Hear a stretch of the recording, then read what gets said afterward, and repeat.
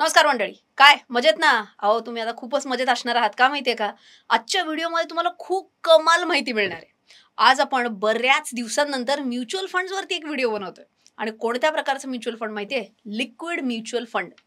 Liquid mutual fund म्हणजे काय असतं? तो कोणत्या कारणासाठी आपल्याला उपयोगी असू शकतो? त्याच्यानंतर एखादा लिक्विड म्युच्युअल फंड आपल्याला जर विकत घ्यायचा असेल, तर आपण कोणत्या 4-5 महत्त्वाच्या गोष्टी बघितल्या पाहिजेत, हे आपण चेक करणार आहोत. आणि व्हिडिओच्या शेवटी एक बोनस टिप पण असणार आहे. सो अर्थातच व्हिडिओ शेवटपर्यंत बघायला विसरू नका. सगळ्यात पहिल्यांदा आपण समजून घेऊयात की लिक्विड फंड म्हणजे नेमकं काय? त्याची जर आपण डेफिनेशनमध्ये गेलो ना, तर असं काहीतरी साधारण आहे की liquid funds are a category of debt mutual funds that invest in very short term instruments like treasury bills, commercial papers and certificate of deposits with a maturity of up to 91 days. आणि मला असं वाटतं की आपल्याला काहीच कळालेलं नाहीये. काळजी नका करू, मी सांगणार आहे काय असतं नक्की. ओके. सगळ्यात पहिल्यांदा आपल्याला काय कळालेलं आहे की हे लिक्विड फंड जे आहेत ना, ते डेट म्युच्युअल फंडचा हा प्रकार आहे. डेट म्युच्युअल फंड म्हणजे काय की तुमच्याकडे थांबा ना, आपण एक्सप्लेनेशन झोनमध्ये जाऊयात ना. इथं आहात तुम्ही सगळे गुंतवणूकदार. ओके. तुम्ही एखाद्या म्युच्युअल फंडमध्ये पैसे टाकलेत. हा कुठला म्युच्युअल फंड आहे? तर लिक्विड म्युच्युअल फंड आहे. ओके. पैसे तर यांच्याकडे आलेलेच आहे, फंड मॅनेजरकडे पैसे आलेले आहेत. आता तो कुठे टाकणार? तो शेअर मार्केटमध्ये पैसे टाकणार. शेअर मार्केटमध्ये वेगळ्या वेगळ्या डेट इन्स्ट्रुमेंट्समध्ये हा पैसे टाकणार आहे. आता तुम्हाला म्हणाला कागद दिसतात तिकडे, फक्त कागद म्हणजे काय, कुठले कुठले डेट इन्स्ट्रुमेंट्स असू शकतात? सर्टिफिकेट ऑफ डिपॉझिट असू शकतं, कमर्शियल पेपर्स म्हणतात, ट्रेजरी बिल्स म्हणतात. अशा वेगळ्या वेगळ्या ठिकाणी हे पैसे गुंतवले जातात. हे जे टिपिकली डेट इन्स्ट्रुमेंट्स आहेत ना, जे मी आता तुम्हाला सांगितले की ट्रेजरी बिल्स म्हणा किंवा कमर्शियल पेपर म्हणा, सर्टिफिकेट ऑफ डिपॉझिट म्हणा, यांची मॅच्युरिटी साधारण 91 दिवस एवढीच असते. ओके. आता तुम्हाला असा प्रश्न पडला असेल, अरे म्हणजे दर 91 दिवसांनी काय आपल्याला काही करायचं आहे का? आपल्याला काय नाही करायचंय? आपल्याला काहीही करायचं नसतं. एक उदाहरण घेऊयात. HDFC बँकेचा लेटेस्ट कमर्शियल पेपर आहे, ज्याच्यात हे पैसे गुंतवले गेलेत. हा 91 दिवस झाला मॅच्युअर. मग फंड मॅनेजर काय करणार? फंड मॅनेजर काय नाही, हा विकणार आणि परत एक वेगळा कमर्शियल पेपर घेणार. तुला डाऊट आला? बापरे, आज श्रेयाला पहिल्यांदा असा एक डाऊट आलेला आहे, मला भरून आलेला. हा बोल बोल. सेम ह्याच्यात परत ते गुंतवणार का? वेगळ्या. वाह! फारच म्हणजे एकदम. ती म्हणते की सेम HDFCच्याच ह्याच्यात परत गुंतवलं पाहिजे का वेगळ्या ह्याच्यातही गुंतवू शकतात? वेगळ्या ह्याच्यातही गुंतवू शकतात किंवा त्यांना जर वाटलं तर सेम ह्याच्यातही गुंतवू शकतात. चालेल ना? चालेल म्हणते ती. ओके, हरकत नाही. ठीक आहे. सो एकदा पटकन रिकॅप करूयात. लिक्विड फंड म्हणजे काय? लिक्विड फंड आहे डेट म्युच्युअल फंडचा प्रकार आहे, सगळ्यात पहिली गोष्ट. दुसरी गोष्ट, तुमचे पैसे कुठे गुंतले जाणार आहेत? शेअर मार्केटमध्ये का? नाही. वेगळ्या वेगळ्या डेट इन्स्ट्रुमेंट्समध्ये, जसं की कमर्शियल पेपर म्हणा, ट्रेजरी बिल म्हणा, सर्टिफिकेट ऑफ डिपॉझिट म्हणा इत्यादी. तिसरी गोष्ट, यांची मॅच्युरिटी पिरियड किती असतो? साधारण 91 दिवसांपर्यंतचा मॅच्युरिटी पिरियड असतो. गुंतवणूकदारांना काही करायचंय का? काहीही नाही. फंड मॅनेजर हे सगळं मॅनेज करणार आहे. आता तुम्हाला लक्षात आलं असेल की हे लिक्विड फंड्स किंवा लिक्विड म्युच्युअल फंडमध्ये तुम्ही का बरं पैसे गुंतवले पाहिजेत? तुम्हाला लाँग टर्म गोल्स मीट करण्यासाठी का शॉर्ट टर्म गोल्स मीट करण्यासाठी? तर ideally short term goals meet करण्यासाठी. उदाहरणार्थ, तुम्हाला तुमचा इमर्जन्सी फंड क्रिएट करायचा आहे, त्याच्यासाठी यूज होऊ शकतं. उदाहरणार्थ, पोरांच्या पुढच्या वर्षीच्या फिया भरायच्या, त्याच्यासाठी उपयुक्त असू शकतं. एक छान मस्त कुठेतरी भारतात छान एक ट्रिप प्लॅन करायची आहे पुढच्या मे महिन्याच्या सुट्टीत, त्याच्यासाठी हे होऊ शकतं. सो असे जे शॉर्ट टर्म गोल्स आहेत ना, त्याच्यासाठी लिक्विड फंड्स चांगले असू शकतात, उपयुक्त असू शकतात. याचं मेन ध्येय काय बघा, याच्यात तुम्हाला भरपूर 12% रिटर्न, 15% असं नाही, कारण शॉर्ट टर्म आहे ते. ओके. सो तुलनेने कमी रिटर्न्स असणार आहेत, पण साध्या सेव्हिंग अकाउंटपेक्षा थोडे जास्ती मिळाले तर जास्ती चांगलं.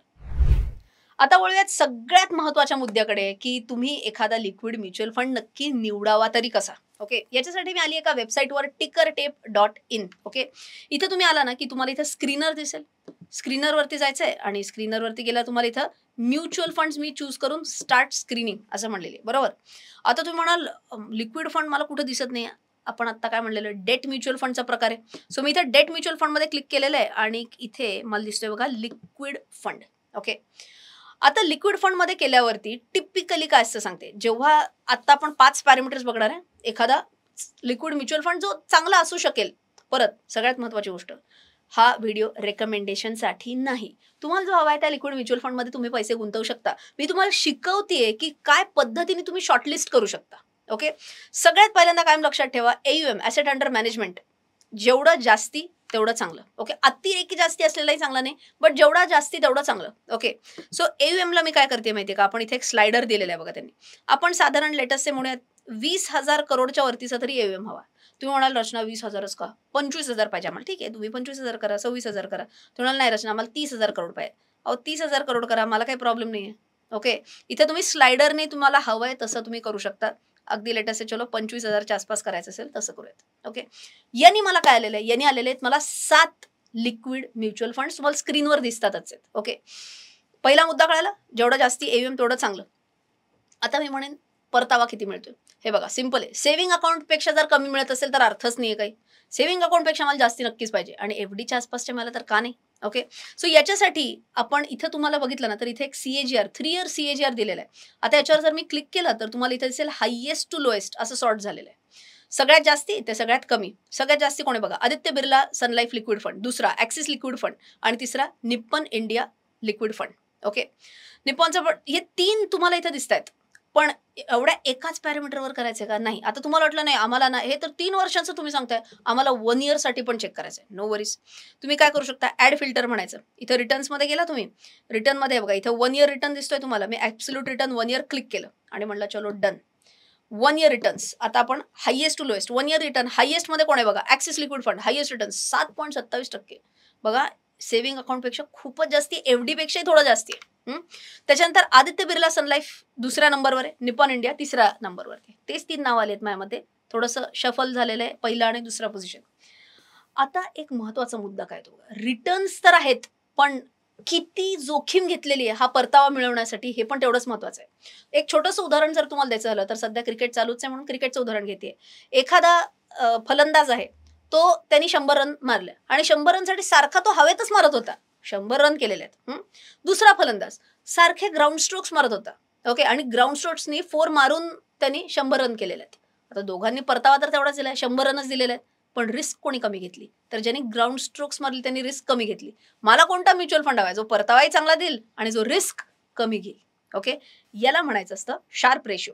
आता परत मी काय करणार, ॲड फिल्टर. ॲड फिल्टरमध्ये मला रिस्कचा का पोर्टफोलिओचा का रेशोचा मी शुअर नसीन. सपोज इथं आहे by the way Sharpe ratio, रेशोजमध्ये मिळतो, बट शुअर नसीन मी, तर इथं तुम्ही डायरेक्ट सर्च फॉर फिल्टर म्हणू शकता शार्प रेशो. ओके, हे मी क्लिक केलं, डन म्हणले.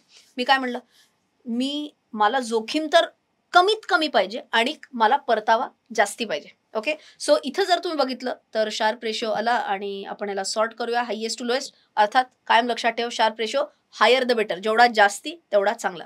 कोण कोण आलाय बघा, ॲक्सिस लिक्विड फंड आलाय, आदित्य बिर्ला सन लाईफ आलाय आणि कोटक लिक्विड फंड आलाय. आय थिंक इथे ही 2 नावं परत सेम आलेली आहेत, ॲक्सिस आणि आदित्य बिर्लाची. शार्प रेशो कळलेलं आहे. ओके, आत्तापर्यंत काय केलं बघा आपण, एयूएम बघितलं आपण, 1 इयर रिटर्न बघितलं, 3 इयर रिटर्न बघितलं आपण, शार्प रेशो पण बघितलं. आता आपण बघूयात एक्सपेन्स रेशो किती, कारण एक्सपेन्स रेशो जेवढा कमी तेवढा चांगलं. सो आता इथे एक्सपेन्स रेशो आपण फिल्टर आउट करूया कमी ते जास्तीमध्ये. इथे कोण आलंय बघा, ॲक्सिस लिक्विड फंड परत आलेला आहे इकडे, HDFC लिक्विड फंड आणि Nippon liquid fund. Okay, so इथे तुम्हाला 3 कळाले, जेवढं कमी तेवढं चांगलं. ओके, आणि अजून एक महत्वाचं असतं exit load.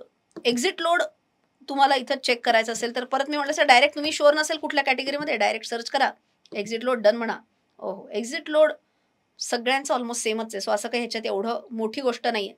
So exit load जेवढं कमी तेवढं चांगली, हे मात्र लक्षात ठेवायचं आहे. सो आय होप तुम्हाला 5ही पॅरामीटर्स कळालेले आहेत की यांनी तुम्ही चांगला लिक्विड फंड एखादा चूज कसा करू शकाल. परत मी म्हटलं असं फास्ट रिव्हिजन करायचं असेल तर AUM म्हणा, रिटर्न्स म्हणा, शार्पे रेशो म्हणा, सगळीकडे एक महत्त्वाचं काय होतं, हायर द बेटर, आणि एक्सपेन्स रेशो म्हणा, एक्झिट लोड म्हणा, हे दोन्हीकडे लोअर द बेटर. वळूया आता बोनस टिपकडे. एवढे 5 पॅरामीटर्स सांगितले, अजून एक बोनस टिप देतेस तुम्हाला. आता तुम्ही बघितलं असेल ना तर ॲक्सिस लिक्विड फंड बऱ्यापैकी ठिकाणी टॉप 3 मध्ये होता, म्हणून मी तुम्हाला ह्याचंच एक अजून डिटेलमध्ये कसं जाता येईल हे दाखवते. इथं क्लिक केलं मी, व्ह्यू डिटेल्समध्ये गेले. ओके, आता डिटेल्समध्ये गेल्यावरती तुम्हाला हे सगळं दिसतंय बघा. इथं त्यांच्याप्रमाणे पण की मेट्रिक्स काय काय आहेत. एक्सपेन्स रेशो ते कम्पेअर पण करतायत कॅटेगरी एक्सपेन्स रेशो सोबत, सो कॅटेगरीपेक्षा यांचा तुलनेने कमीच आहे, चांगली गोष्ट आहे. शार्प रेशो आपण बघितला होता, कॅटेगरी रेशोच्या तुलनेने जास्ती आहे, चांगली गोष्ट आहे. यील्ड टू मॅच्युरिटी परत रिटर्न्सचा रेशो असतो, सो हायर द बेटर, जेवढा जास्ती तेवढा चांगला, कॅटेगरीपेक्षा जास्ती आहे. वा क्या बात आहे. पण ही बोनस टिप नव्हती. बोनस टिप काय माहिती आहे का, की हे नक्की कुठे गुंतवतायत.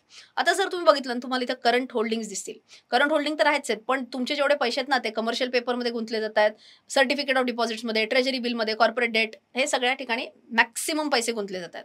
पण कोणाचं सर्टिफिकेट ऑफ डिपॉझिट, कोणाचं कमर्शियल पेपर हे बघायचं असेल ना तर इथं तुम्हाला करंट होल्डिंग्स दिसतील. Canara bank, Indian oil corporation limited, HDFC bank limited. HDFC bank लिमिटेडचे शेअर्स नाहीत.